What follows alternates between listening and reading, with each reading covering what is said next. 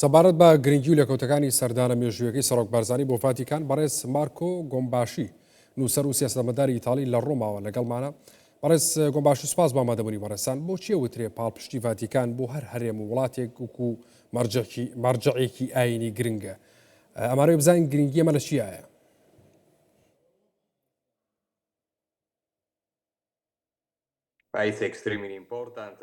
زۆر گرنگە. سەرەتا زۆر سوپاس بۆم دەرفەتە، بەڵام سەردانی سەرۆک بەرزانی بۆ ڤاتیکان زۆر گرنگە و پاڵپشتی ڤاتیکانیش بۆ هەرێمی کوردستان زۆر گرنگە، چونکە من لە هەرێمی کوردستان بووم، چەند جارێک سەردانی ئەوێم کردو، پێکەوە ژیانێکی زۆر باش هەیە و پاراستنی تەواوی پێکاتەکان، تەواوی ئاینزە جیاوازەکان زۆر گرنگە بۆ لایەنە سیاسیەکانی هەرێمی کوردستان و حکوومەتی هەرێمی کوردستان.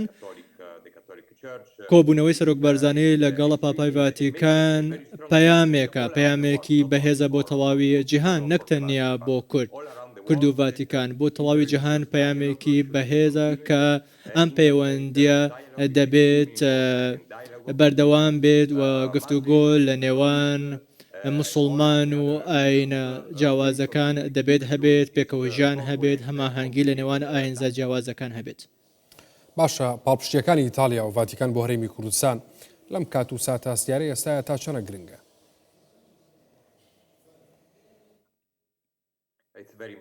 زۆر گرنگە لەم ساتەدا.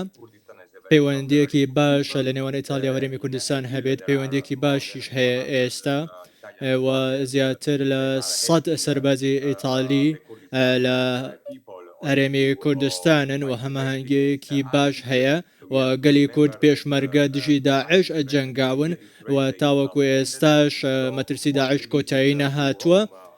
گرنگە بۆ ڕۆما، بۆ هەرێمی کوردستان کە کۆبوونەوەی لەم شێوەیە هەبێت و ئەنتۆنیۆ تایانیش کە وەزیری دەرەوەی ئیتالیا جەختی لەوە کردوێتەوە کە ئەم پەیوەندیە لەگەڵ هەرێمی کوردستان زۆر گرنگە و ئیتالیا دەبێت بە وریاییەوە مامەڵە لەگەڵە دۆخی ڕۆژهەڵاتی ناوەڕاست بکات و ڕۆڵ و مەترسی داعش بەکەم سیر نەکات. هێشتا مەترسیەکە هەیە و دووپاتی دەکەمەوە. سەرۆک بارزانی بەم سەردانەی بۆ ئیتالیا زۆر گرنگە و ئەمەش دەبێتە هۆی دەرخەری ئەو پەیوەندیە باشەیە لە بواری ئەمنیەت لە نێوان هەردوولا. باشە، ئیتالیا چۆن ئەڕوانێتە پێگەی هەرێمی کوردستان لە ناوچەکەدا؟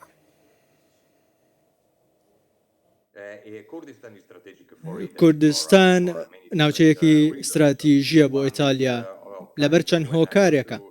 یەکەم کللتورە. کاتێککە من هاتمە هەرێمی کوردستان وا هەستم دەکرد لە ماڵی خۆمم، هاوچوونیەک هەیە لە نێوان هەرێمی کوردستان و ئیتالیا، چونیەکیەک هەیە لە بواری کللتور و من وتم استراتیژیە، چونکە بۆ ئەمنیەت استراتیژیە. ئێستا دەبینین کە هەرێمی کوردستان ناوچەیەکی سەقامگیرە لە ڕۆژهەڵاتێکی ناوەڕاست کە پڕە لە ناسەقامگیری و لە عێراقیش ناوچەیەکی سەقامگیرترە. دەزانین کە لەسەر ئاستی جەهان چەندین گرژی هەیە و چەندین دیدگەی جیاوازیش هەیە، بەڵام ئیتالیا دەبێت ئەم ڕۆڵەی هەرێمی کوردستان بەرز بنرخێنێت و بوونی پەیوەندێکی باش لە نێوان ئیتالیا و هەرێمی کوردستان گرنگە تاواکو ئاشتی لە ڕۆژهەڵاتی ناوەڕاست دەستەبەر بێت. زۆر باشە، چی بکرێ بۆ زیاتر پەرەپێدانی پەیوەندیەکانی هەولێر و ڕۆما؟ من پێم وایە بێت، من دڵخۆشم بەوەی کە جۆرجیا مێلۆنی سەردانی هەرێمی کوردستان بکات. ئەمە وا دەکات کە پەیوەندیەکانی نێوان هەرێمی کوردستان و ئیتالیا زیاتر و زیاتر بتەو بن و دەزانین کە 400 سەربازی ئیتالی لە هەرێمی کوردستانن. ئەمەش پەیوەندێکی باشی ئەمنیە لە نێوان هەردوولا.